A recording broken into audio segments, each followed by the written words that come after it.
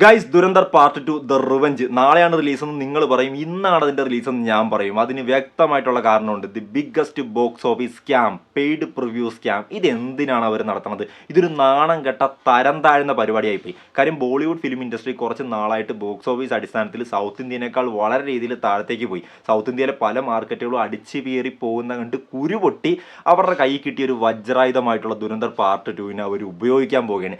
അങ്ങനെ ഉപയോഗിക്കാതെ വളരെ ഓർഗാനിക് ആയിട്ട് ഈ പടത്തിന് 100-200 കോടിയൊക്കെ FD ടച്ച് ചെയ്യാനായിട്ടുള്ള പൊട്ടൻഷ്യൽ ഉണ്ട്.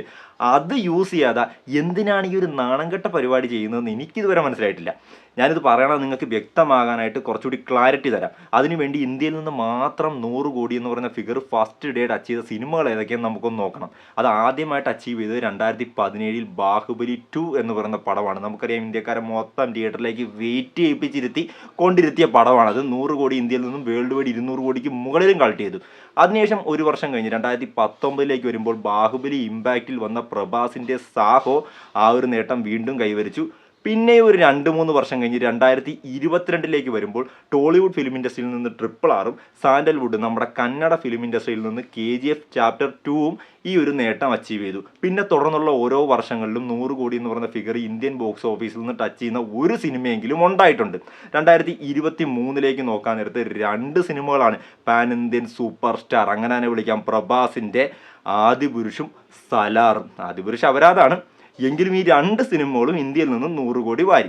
ഇനി 2024 വരാൻ നേരത്ത് 2 അല്ല 3 സിനിമകളാണ്. 3ഉം ടോളിവുഡ് ഫിലിം ഇൻഡസ്ട്രിയിൽ നിന്ന് മാത്രം വന്ന സിനിമകളാണ്. അതാണ് അത്ഭുതം. അതിൽ വീണ്ടും എഗെയിൻ പ്രഭാസ് ഉണ്ട്, കൽക്കി പാർട്ട് 1 ഉണ്ട്, ദേവര നമ്മുടെ ജൂനിയർ NTRന്റെ ദേവരയുണ്ട്. മൂന്നാമതായിട്ട് ഇന്ത്യ മൊത്തം അടിച്ച് തൂഫാനാക്കിയ അല്ലു അർജുൻ്റെ പുഷ്പ 2 എന്ന് പറഞ്ഞ സിനിമയുണ്ട്.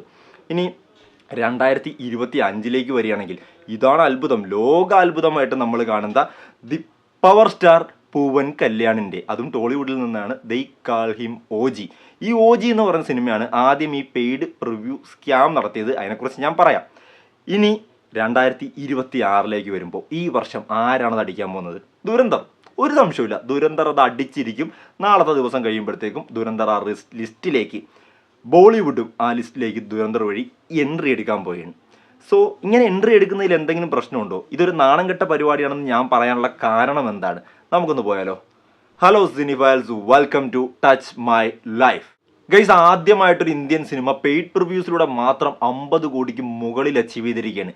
ഈ പെയ്ഡ് പ്രിവ്യൂ എന്ന് പറയുന്ന സാധനം ഒരു സിനിമേനെ എങ്ങനെ ബൂസ്റ്റ് ചെയ്യും, എങ്ങനെ അത് താഴ്ത്തി കിട്ടും, അതാണ് നമ്മൾ ആദ്യം പറയാൻ പോകുന്നത്. അതിന് പ്രിവ്യൂ എന്താണെന്ന് പറയണം. ഇതൊരു ഹെവി പ്രൊമോഷണൽ ടെക്നിക്കാണ്. പക്ഷേ നമ്മുടെ ഇന്ത്യൻ സിനിമകളെ സംബന്ധിച്ച് വലുതായിട്ടൊന്നും ഈ സംഭവം നടത്താറില്ല.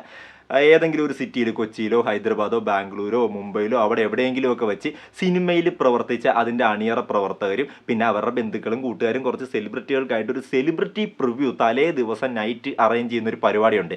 അങ്ങനെ അറേഞ്ച് ചെയ്യുമ്പോൾ അത് എല്ലാവരും ഇൻവിറ്റേഷൻ കിട്ടിയിട്ട് വന്ന് കാണുന്നവരാണ്. അതുകൊണ്ട് തന്നെ പടം കഴിഞ്ഞ് പുറത്തേക്ക് ഇറങ്ങിയിട്ട് കിടിലം പടം, പ്രൊഡ്യൂസറിൻ്റെ മോളായിരിക്കുമെന്ന് പറയണത്. അപ്പോൾ അങ്ങനെ പറഞ്ഞ് തലേ ദിവസം അങ്ങ് ബൂസ്റ്റ് ചെയ്ത് ആ റിവ്യൂസ് മൊത്തം സോഷ്യൽ മീഡിയയിൽ സ്പ്രെഡായി, പ്രിവ്യൂവിൽ ഹെവി അഭിപ്രായമാണെന്നൊക്കെ പറഞ്ഞ് വരും. ഇത് കണ്ട് നമ്മൾ തലേ ദിവസം രാവിലെ പോയി റിലീസ് ദിവസം ടിക്കറ്റ് എടുത്ത് കാണും. അതൊരു പ്രൊമോഷണൽ ടെക്നിക്കാണ്. അതൊരു പെയ്ഡ് പ്രിവ്യൂ അല്ല, ഒരു സെലിബ്രിറ്റി പ്രിവ്യൂ ഒക്കെ ആയിട്ടാണ് നമ്മുടെ ഇവിടെ നടത്താറ്. പക്ഷേ ഹോളിവുഡിലും വിദേശ സിനിമകളെ സംബന്ധിച്ചും പെയ്ഡ് പ്രിവ്യൂ നല്ല കിടലിനായിട്ട് നടത്തും. അവർ കാശ് വാങ്ങിച്ചുകൊണ്ട് ആർക്ക് വേണമെങ്കിലും ബുക്ക് ചെയ്ത് തിയേറ്ററിൽ പോയി കാണാം. തലേ ദിവസം എല്ലാ തിയേറ്ററുകളിലും റിലീസ് പോലെ തന്നെ നൈറ്റ് ഷോ ഉണ്ടാകും. അതാണ് പെയ്ഡ് പ്രിവ്യൂ. ഇനി ദുരന്തറിലേക്ക് വരാൻ നേരത്ത് അതൊരു ബിഗ്ഗസ്റ്റ് സ്കാം ആയിട്ടാണ് അവർ നടത്തിയേക്കുന്നത്. കാര്യം റിലീസിങ് ദിവസം ദുരന്തർ 4 മണിക്കൂറോളം സിനിമയാണ്. എങ്ങനെ കളിച്ചാലും 4 ഷോയാണ് തിയേറ്ററിൽ ഇടാൻ പറ്റത്തുള്ളൂ. തലേ ദിവസം ഇവർ എല്ലാ തിയേറ്ററിലും പെയ്ഡ് പ്രിവ്യൂ എന്ന് പറഞ്ഞ് 5 മണിക്ക് ഫസ്റ്റ് ഷോ സ്റ്റാർട്ട് ചെയ്യും, രണ്ടാമത്തെ ഷോ 9 മണിക്ക് സ്റ്റാർട്ട് ചെയ്യും. തലേ ദിവസം 2 ഷോ വെച്ചാണ് വേൾഡ് വൈഡ് ഇതിൻ്റെ എല്ലാ റിലീസിങ് സെൻറ്ററിലും ഇവർ നടത്തിയേക്കുന്നത്. അപ്പോൾ അതങ്ങ് റിലീസിങ് ദിവസമായിട്ട്, അതായത് ഇന്നത്തെ ദിവസം ഈ പടത്തിൻ്റെ റിലീസിങ് ദിവസമായിട്ട് ഇവർക്കങ്ങ് പ്രഖ്യാപിച്ചാൽ പോരെ. വെറുതെ നാളെ അത് റിലീസിങ് ഡേ ആയിട്ട് പ്രഖ്യാപിക്കുന്നത് എന്തിനാണ്? ഈ പെയ്ഡ് പ്രിവ്യൂ തന്നെ ഇന്ന് 2 ഷോ ഉണ്ട് എല്ലായിടത്തും. അതും ഡബ്ഡ് വേർഷൻസിൻ്റെ എല്ലാ ഷോസും ഉണ്ട്. കേരളത്തിൽ മലയാളത്തിൽ പെയ്ഡ് പ്രിവ്യൂ ഉണ്ട്, തമിഴ്നാട്ടിൽ തമിഴിലുണ്ട്, ടോളിവുഡിൽ തെലുങ്കിലുണ്ട്, സാൻഡൽവുഡിൽ കന്നഡയിലുണ്ട്. അപ്പോൾ എല്ലാ ഭാഷയിലും പെയ്ഡ് പ്രിവ്യൂ ഇവർ നടത്തുന്നുണ്ട്. അപ്പോൾ ഇതെന്ത് പരിപാടിയാണ്, ഇതെന്തിനാണ് നടത്തുന്നത്, അതിലേക്ക് വരാം. കാര്യം ബോളിവുഡിൽ നമുക്കറിയാം ബോക്സ് ഓഫീസ് അടിസ്ഥാനത്തിൽ ബോളിവുഡാണ്, അല്ലെങ്കിൽ ഇന്ത്യൻ സിനിമ എന്ന് പറഞ്ഞാൽ പുറത്ത് ഓഡിയൻസിന് ബോളിവുഡാണ്. അങ്ങനെ നിർത്തിക്കൊണ്ടിരുന്ന ഒരു സാമ്രാജ്യം ബാഹുബലി എന്ന് പറഞ്ഞൊരു ഒറ്റ പടം വന്നപ്പോൾ തൊട്ട് ഇവിടെ പാനിന് അടിച്ചു കയറാൻ തുടങ്ങി, തകർന്നു പോയി. ബോളിവുഡ് ബോക്സ് ഓഫീസ് അടിസ്ഥാനത്തിൽ ശരിക്കും പറഞ്ഞാൽ തകർന്നു പോയി എന്ന് തന്നെ പറയാം. നമുക്ക് എടുത്തു പറയാൻ പറ്റുന്ന കുറച്ച് പടങ്ങൾ മാത്രമേ പിന്നെ അവിടെ നിന്ന് ഹെവി റെസ്പോൺസിൽ സംഭവിച്ചിട്ടുള്ളൂ. പത്താൻ, ജവാൻ, അനിമൽ, ദുരന്തർ പാർട്ട് 1, ഇനിയിപ്പോൾ ദുരന്തർ പാർട്ട് 2 സംഭവിക്കും. സോ ആ അവസ്ഥയിലാണ് ബോളിവുഡ്. ആ ബോളിവുഡിന് അവർക്ക് കരകയറാൻ കിട്ടിയ ഒരു പിടിവള്ളി. കരകയറാൻ മീൻസ് സൗത്ത് ഇന്ത്യയിലെ പല സിനിമകളും 200 കോടിക്ക് മുകളിൽ വേൾഡ് വൈഡ് FD ക്രിയേറ്റ് ചെയ്തു. അത് RRR, ബാഹുബലി 2, നമ്മുടെ പുഷ്പ 2.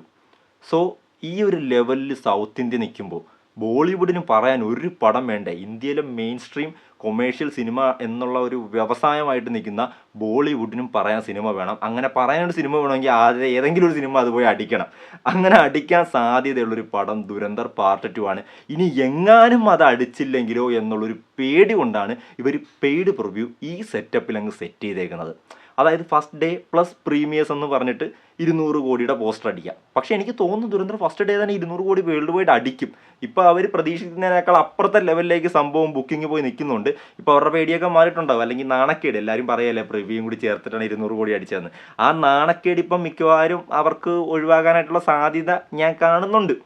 ഇനി ഇതിൻ്റെ പ്രീ സെയിൽസിലേക്ക് പറയുകയാണെങ്കിൽ ഒരു പടം 150-200 കോടിക്കടുത്താണ് ഇപ്പോൾ പ്രീ സെയിൽസ് വന്നിരിക്കുന്നത്. ദുരന്തർ എന്തായാലും ഞാനിന്ന് പോയി കാണുന്നുണ്ട്. റിവ്യൂ നമ്മുടെ ചാനലിൽ വരുന്നതാണ്. നിങ്ങൾ കാണുന്നുണ്ടെങ്കിൽ കമൻറ്റ് ബോക്സിൽ ഇടുക. ദുരന്തർ എന്ന് പറയുന്ന പടം എത്രത്തോളം നിങ്ങൾ വെയിറ്റ് ചെയ്തിരിക്കുന്നു. പിന്നെ ഈ പെയ്ഡ് പ്രിവ്യൂ പരിപാടി, ബോളിവുഡ് കാണിച്ച ഈ പരിപാടി, നിങ്ങൾക്ക് എന്താണ് ഇതിനോടുള്ള അഭിപ്രായം? കമൻറ്റ് ബോക്സിൽ ഇടണം. വീഡിയോ ഇഷ്ടപ്പെടുമെങ്കിൽ ലൈക്ക് ചെയ്തിട്ട് അല്ലെങ്കിൽ ഡിസ്ലൈക്ക് ആയിട്ട് കമൻറ്റ് ചെയ്യണം. രണ്ടാണെങ്കിലും ചാനലൊന്ന് സബ്സ്ക്രൈബ് ചെയ്യാൻ മറക്കരുത്.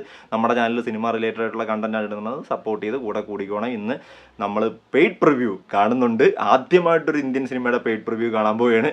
കണ്ടിട്ട് റിവ്യൂ ഇടുന്നതാണ്.